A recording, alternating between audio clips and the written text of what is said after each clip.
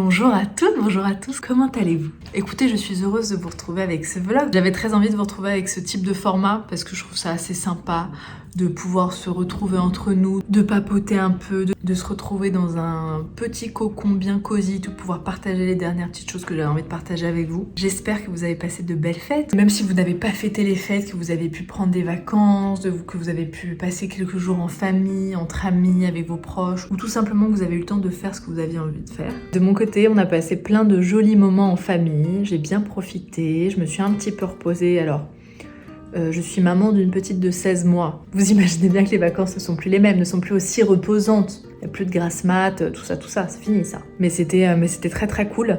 Là, je reprends un peu le travail, je reviens au bureau. Ma fille va recommencer la crèche demain. Nous sommes le 2 janvier au moment où je tourne cette vidéo.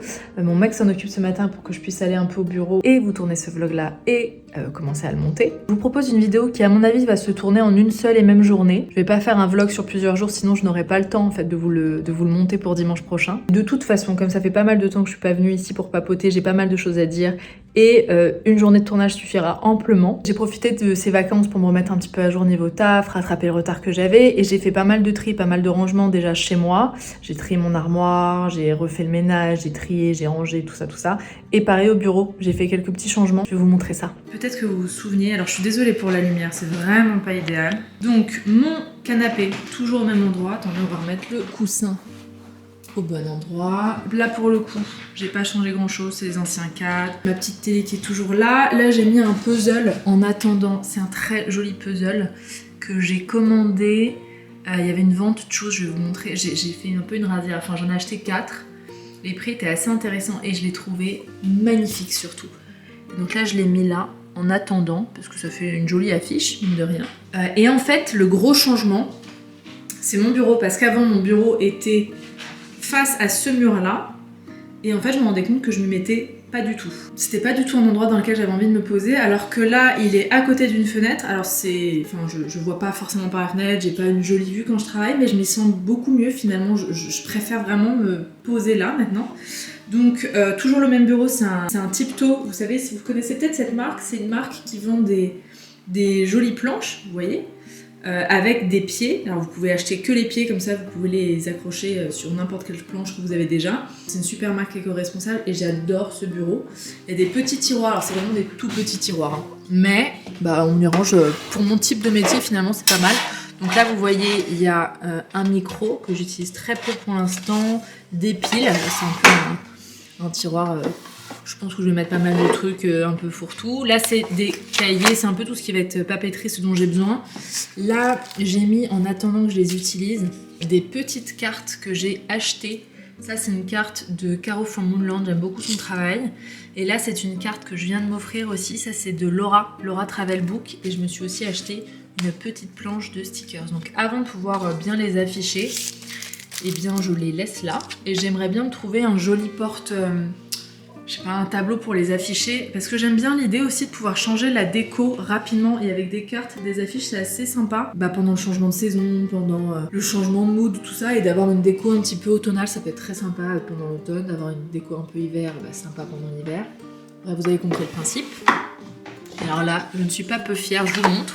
Regardez-moi cette organisation. Et alors ça, recyclage complet, en fait, c'était un calendrier de l'Avent de thé. Attendez, je vous montre parce que je l'ai encore. Pouka que j'avais depuis quelques années, que j'avais laissé dans mon bureau parce que je trouvais la boîte jolie.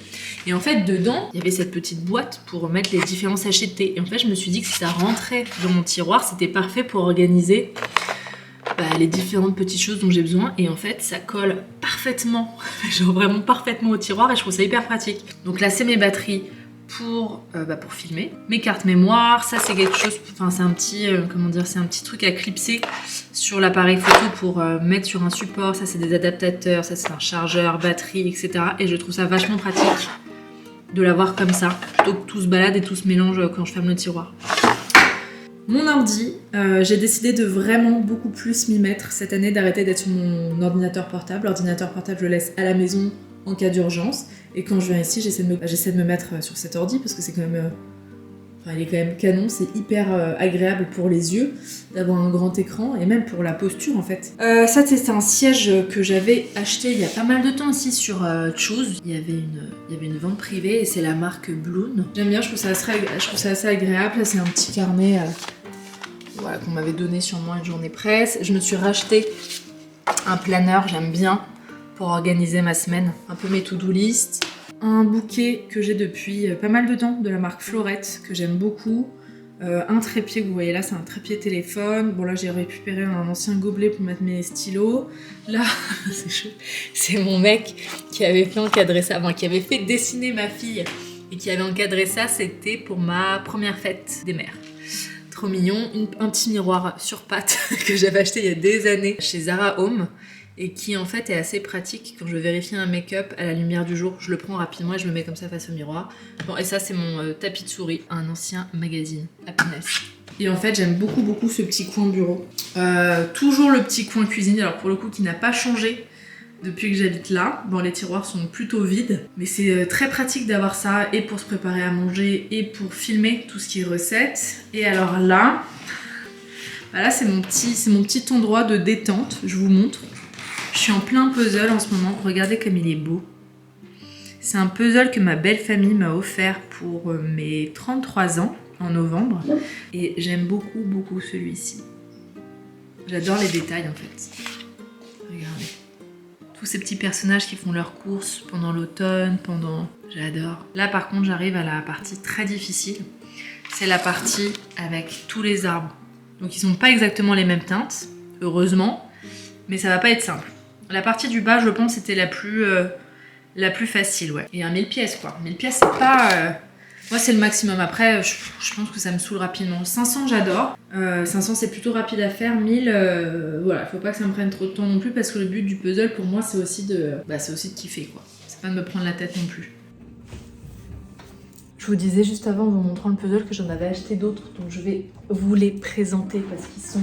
canon, je les ai mis de côté pour pouvoir les montrer. C'est beaucoup de la marque Pieces and Peace que je connaissais pas. Je suis juste tombée sur la vente Choose. Je sais même pas si c'était une vente Choose de cette marque ou d'un e-shop qui le revendait. Je me souviens plus.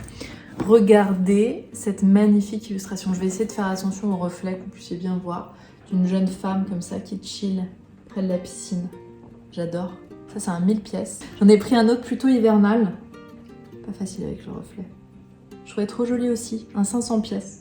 Pour se faciliter un petit peu la vie. Ça, celui-ci, je vous l'avais déjà montré. Je l'ai pris directement sur le e-shop de Caro from Moonland, qui est l'illustratrice dont je vous parlais tout à l'heure en vous montrant sa carte.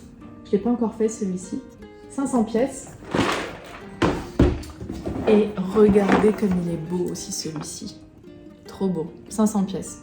Et en fait, moi, j'aime bien, vous voyez celui que j'avais avec le marché de Noël, là, que j'ai laissé en affiche. J'aime bien suivre les thématiques des puzzles en fonction des saisons aussi. Voilà, tout ce qui est un peu hivernal, Noël et automne. C'est ce que je suis en train de terminer, je suis un petit peu à la bourre. J'aime bien le faire pendant la saison automnale, hiver, alors que les deux autres qui sont plutôt avec des couleurs vives, printemps, tout ça, je vais me les garder pour cette saison-là. J'aime bien que ça soit un peu relié. Parce que quand je fais un puzzle, je rentre complètement dans l'univers. Ça me permet, vous savez, on est tellement focalisé sur les détails, sur les couleurs, sur les formes, que c'est cool que les ambiances reflètent ce qui se passe à l'extérieur aussi. C'est vraiment des moments à part, j'adore faire du puzzle parce que c'est un moment qui est sans écran, c'est un moment où je peux vraiment mettre mon téléphone de côté. Je mets juste de la musique, généralement je mets de la musique, je mets des variétés françaises pour que je puisse chanter en même temps.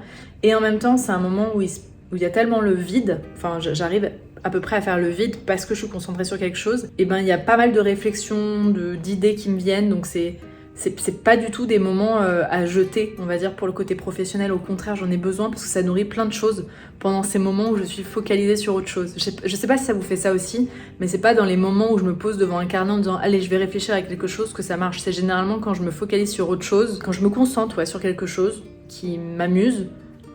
Là, d'un coup, il y a des idées qui émergent. Ça marche aussi beaucoup sous la douche. Peut-être que ça vous fait pareil, c'est assez connu, mais sous la douche, il y a souvent des idées, des inspirations, des réflexions qui viennent.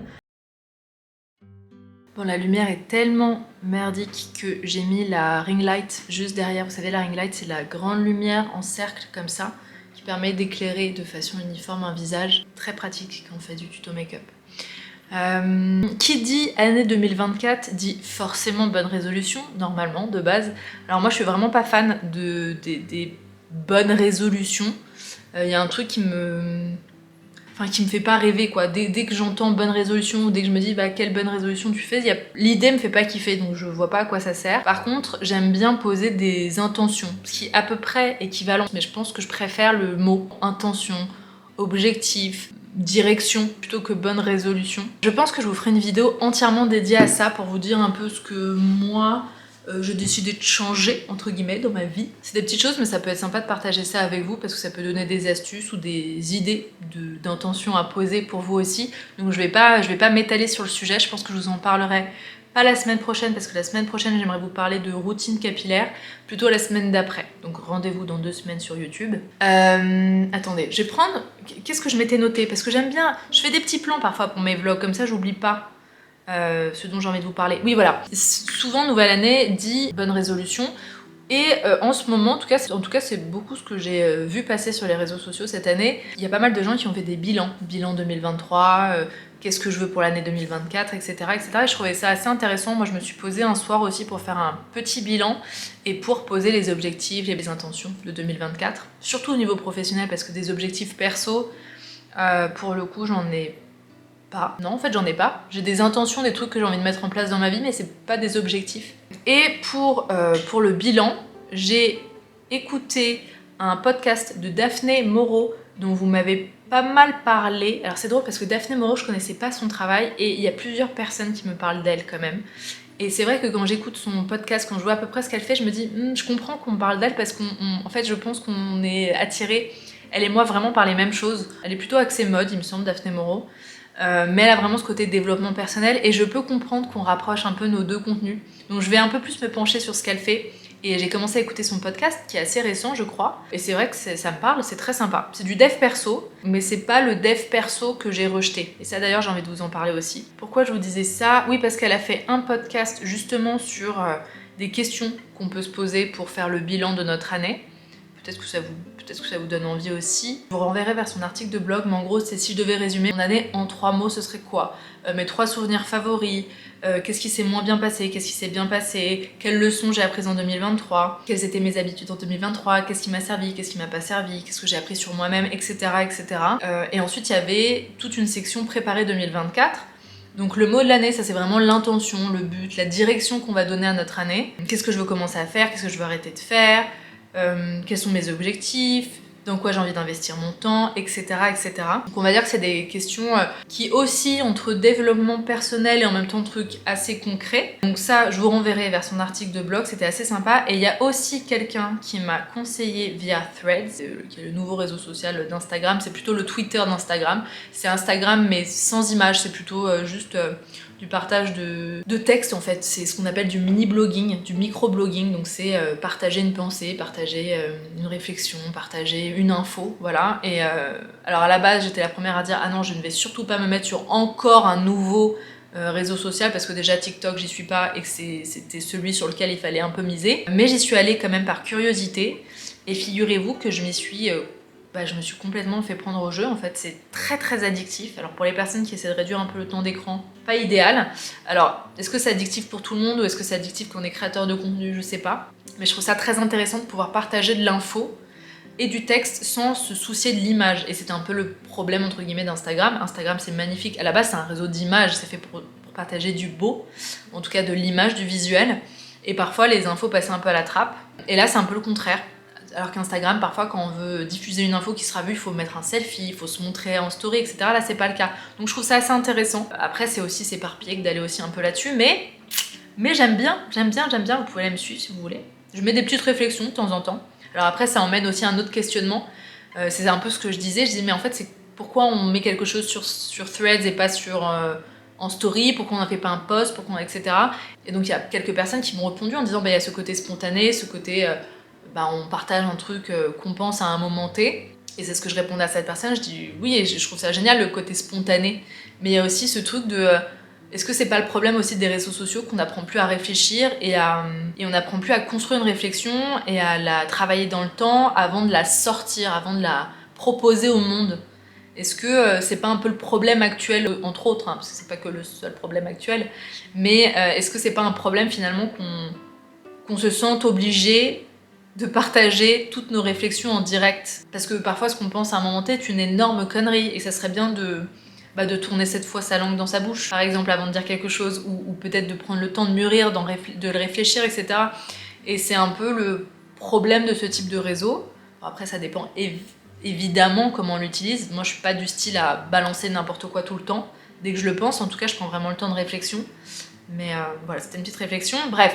Et donc, on me parlait aussi d'un autre épisode de podcast Métamorphose que j'ai longtemps écouté, mais qui est devenu un peu trop perché, entre guillemets. C'est beaucoup de dev perso, beaucoup de spiritualité, trop pour moi. Mais il y avait un super podcast pour le best-of justement, et c'était une rediff d'un épisode qui avait été posté l'année dernière, et je trouvais ça vachement sympa parce que c'est des questions qui changent complètement pour le bilan. Par exemple, quelles sont les 12 personnes qui m'ont témoigné le plus d'amour en 2023 ? Quels ont été mes vrais moments de repos ? Si je regarde l'année écoulée, quel miracle ai-je réussi à accomplir ? Ai-je pardonné à certaines personnes ? De mon côté, en fait, ces questions, je m'en suis un petit peu... J'ai pas suivi toutes les questions de Daphné Moreau, j'ai pas suivi toutes ces questions-là, mais je m'en suis un petit peu inspirée pour faire un bilan. Moi, c'est pas tant ce qui m'a intéressée, en fait, finalement, de faire le bilan 2023. J'ai plutôt aimé me projeter dans 2024 et me dire, bon bah voilà, qu'est-ce que tu ressens, qu'est-ce que tu as envie de mettre en place cette année, qui t'as envie d'être, et ça, je trouvais ça vachement sympa. Quel est mon moi idéal pour 2024 ? Et j'adore ce genre de projection. Alors moi, ce style de moment, ce type de moment journaling, ou inspiration, objectif, etc., je trouve que, en fait, ça sert pas à grand-chose. Pareil pour le vision board, j'adore en faire, mais en fait, je kiffe le moment où je le fais sur le moment. C'est pas quelque chose que j'ai regardé toutes les semaines en me disant, voilà, c'est ça que tu dois faire avant de faire ma to-do list, je regarde mon vision board. C'est pas du tout quelque chose qui m'accompagne au quotidien, c'est pas quelque chose qui me parle au quotidien. Par contre, j'aime ce moment où je le réalise, j'aime ce moment où je le fais, et donc c'est pour ça que je le fais, en fait. Il n'y a pas d'autre intention, il n'y a pas d'autre utilité que de me faire plaisir sur le moment, à réfléchir à ce qui s'est passé et à ce que j'ai envie de mettre en place. Après, j'ai un peu ce truc, ok, j'y réfléchis, ça m'a fait kiffer de me projeter, ça m'a fait kiffer de rêvasser un moment. C'est dit, c'est posé, mon cerveau l'a entendu. Ça peut être intéressant de le relire aussi de temps en temps, évidemment, mais c'est pas du tout un truc sur lequel je m'attarde ensuite et que je suis à la lettre non plus, loin de là. J'ai aussi conscience que la vie, le quotidien et ce qu'on va devenir, ce que l'on va faire de notre année ne dépend pas que de nous. Évidemment qu'on a un impact sur certaines choses, mais nous ne sommes pas les créateurs de tout. Voilà de quoi j'ai envie de vous parler pour ça. Qu'est-ce que j'ai noté d'autre ? Et justement là, tout ce dont je vous parle, ça touche un peu au développement personnel, et peut-être que vous me suivez depuis assez longtemps pour savoir que j'ai longtemps été dans ce domaine-là. J'ai beaucoup parlé de développement personnel, j'ai beaucoup parlé de spiritualité. Peut-être d'ailleurs que vous me suivez pour ça. Je sens qu'il y a vraiment... Attendez, je vais prendre de l'eau avant de vous parler. Je sens qu'il y a vraiment ce côté... j'ai une partie de l'audience qui me suit, qui m'a suivi pour ce côté-là. D'autres qui me suivaient avant pour le côté vraiment beauté et maquillage. Et comme j'ai complètement arrêté de parler de développement perso, de spiritualité, et c'est même pas que j'ai arrêté de parler, c'est que j'ai fait un vrai rejet de ça, je sens qu'au niveau des personnes qui me suivent, c'est un peu qu'est-ce qu'elle fait, qu'est-ce qu'elle dit. Et en fait, vous savez, moi j'ai longtemps... Alors déjà, c'est un peu délicat de mélanger les deux. Développement personnel n'égale pas forcément spiritualité. Et ça dépend en fait quel développement personnel, parce que c'est toujours un problème de sémantique. Qu'est-ce qu'on met derrière le mot développement personnel ? Si le développement personnel, c'est tout ce qui est loi de l'attraction, visualisation, on est créateur de sa vie, tout ce que je veux, je peux, etc. Je suis pas vraiment d'accord. Je pense que ça peut vraiment causer des dégâts d'abord sur soi, enfin ça peut vraiment causer des souffrances. Et c'est surtout faux. Il faut bien se rendre compte que tout ce qui est... je vais peut-être pas me faire des amis quand je dis ça, mais tout ce qui est physique quantique utilisé dans le développement personnel ou la spiritualité, c'est complètement faux. C'est pas vrai. C'est pas Demandez vraiment à des physiciens, des personnes qui travaillent, qui font des recherches dans la physique quantique, ça les rend dingues, qu'on puisse utiliser ces recherches-là ou les données de physique quantique dans le domaine spirituel. Donc c'est des milieux en fait qui, je pense pour la facilité, ou peut-être une idéologie d'ailleurs, qu'on aimerait que ça soit comme ça. Donc tout ça, je pense que c'est... il faut vraiment prendre beaucoup de recul face à ça. Par contre, le développement personnel, qui est tout ce qui est métacognition, C'est-à-dire métacognition, si vous écoutez le podcast Métachoc, ça vous parle forcément, c'est prendre du recul sur ses propres pensées, analyser ses propres pensées, regarder son fonctionnement. Ça, ce développement personnel, je dis oui à 1000% et je pense que c'est primordial en fait d'avoir ce recul sur soi.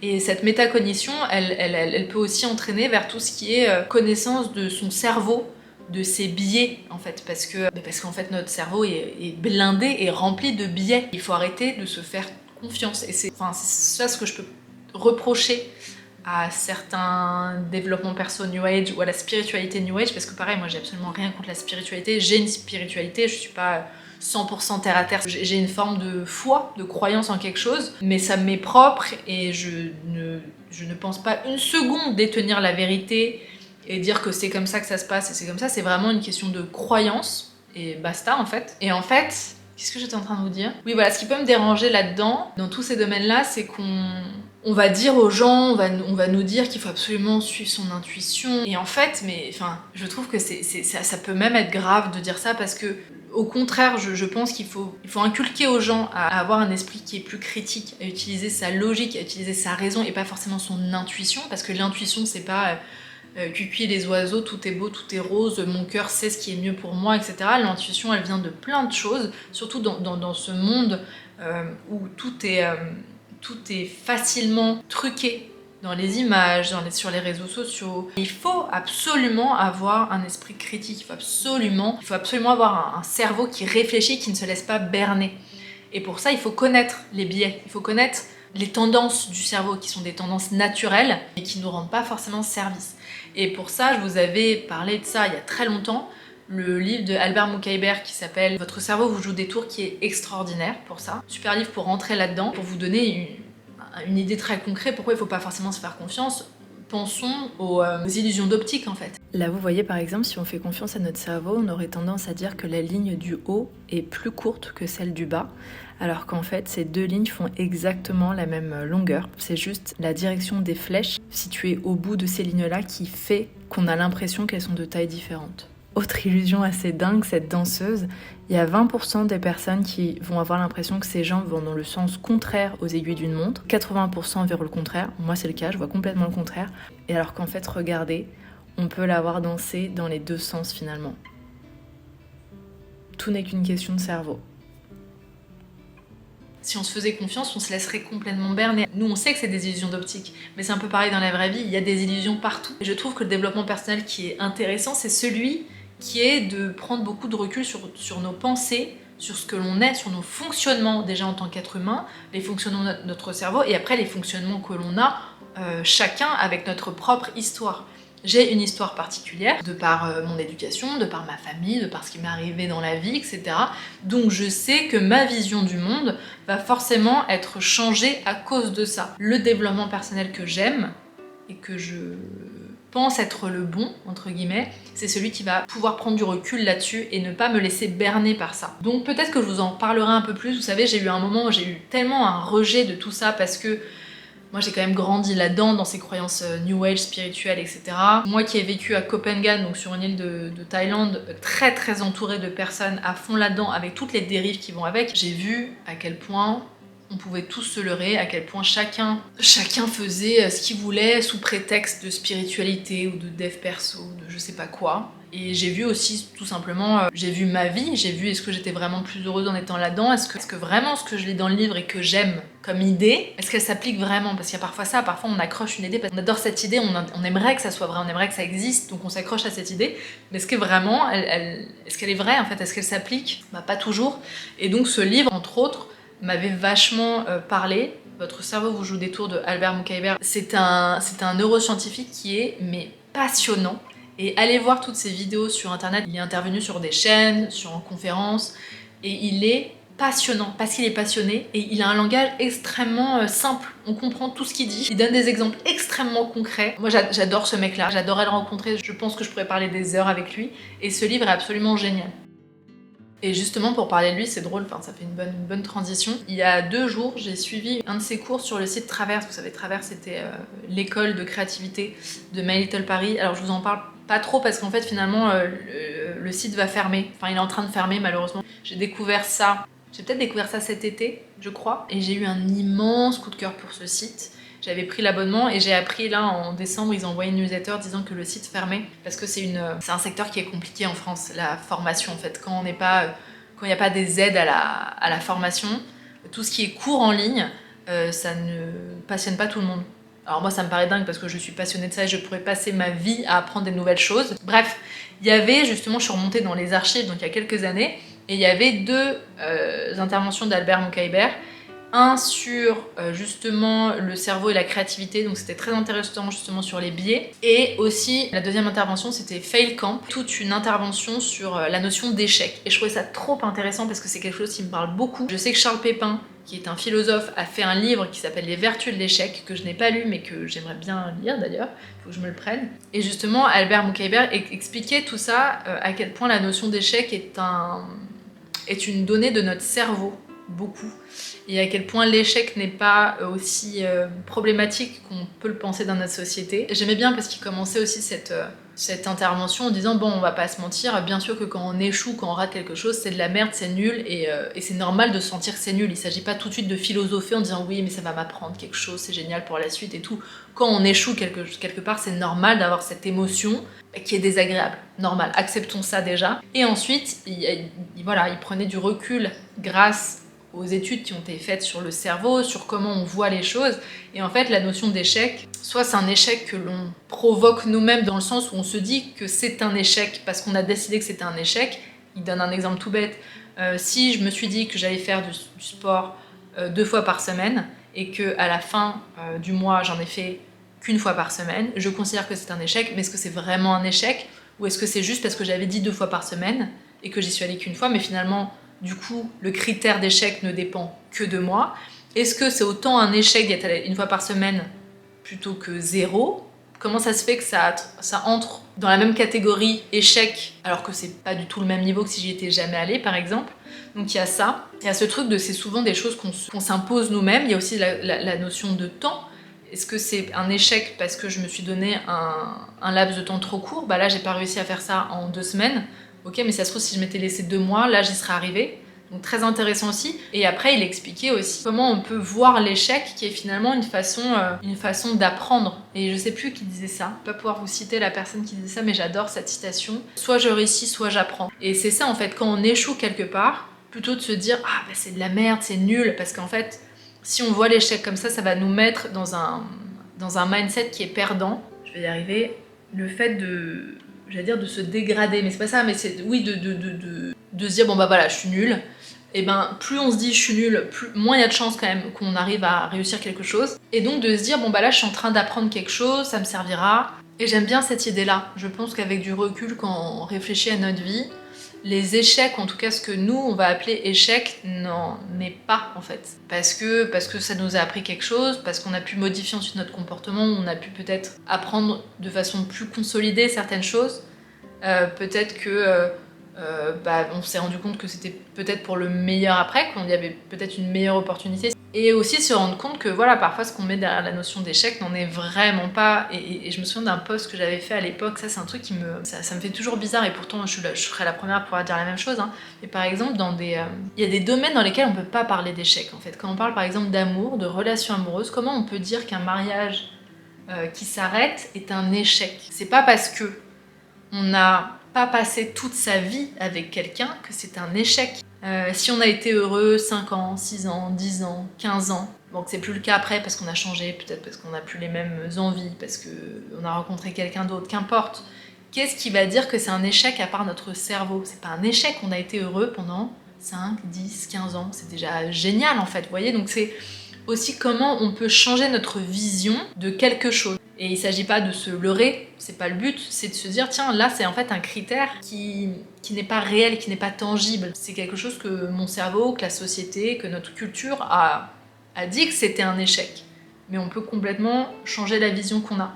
Les Américains sont assez forts là-dessus. Ils sont assez forts là-dessus dans l'entrepreneuriat, sur la notion d'échec. Plus les gens ont échoué, plus ça montre qu'ils ont essayé, qu'ils ont de l'expérience, qu'ils ont tenté des trucs, ça prouve quelque chose. C'est vrai que si on n'essaye pas, il n'y a pas de notion d'échec, vous voyez ? Bref. En fait, c'est un vlog, mais je me rends compte que c'est plus je suis pas sûre que c'était vraiment un vlog, ce que je viens de vous faire. C'était long. Bon, je vais m'arrêter. Bon écoutez, la batterie de ma caméra m'a lâché, mais c'est très bien, je pense que j'ai assez parlé. Écoutez, j'espère que cette vidéo vous a plu. Merci de l'avoir regardée jusqu'au bout, de l'avoir regardée jusque là. Je vous laisse la liker si elle vous a plu, à la commenter si vous avez envie de la commenter, et si vous n'avez pas spécialement quelque chose à dire, mais que vous avez envie d'aider la vidéo dans cet algorithme YouTube, n'hésitez pas à juste mettre, vous savez, un smiley, n'importe lequel en commentaire, ça sera déjà super et ça montrera que vous avez regardé et aimé la vidéo. Écoutez, ce que je vous propose, c'est qu'on se retrouve la semaine prochaine sur YouTube. D'ici là, on se retrouve sur Instagram et sur Threads, tant que faire, pourquoi pas. Et je vous dis à très vite. Bye bye.